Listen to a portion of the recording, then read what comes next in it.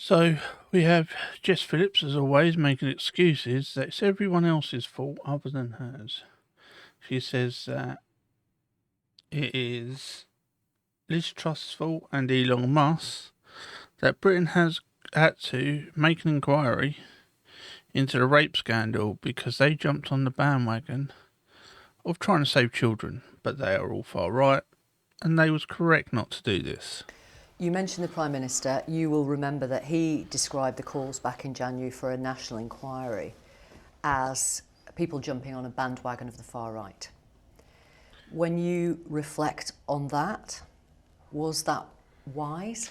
Look, I think that what the Prime Minister was saying was this was in The thing was, we all know what he was saying because it's on tape. She's trying to make excuses for Labour. the wake of sort of Elon Musk furore, was that the Conservative politicians, Kemi Badenoch, the Shadow Home Secretary Chris Philp, that he was saying they were jumping on the bandwagon that of Elon Musk talking about on Twitter. I think it was actually Liz Truss. She gets forgotten in this story.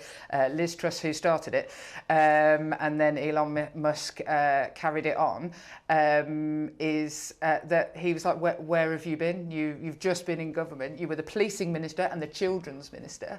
Where have you been? And frankly, But was that a knee-jerk reaction simply because they are politicians on the right? No, I think it's because they're politicians who had never cared and thought it was politically expedient. But they had said it in their government, they wanted it, and then they tried to actually get the inquiry, and Labour said no. But as always with Jess Phillips, it's always someone else's fault other than her party and her incompetence.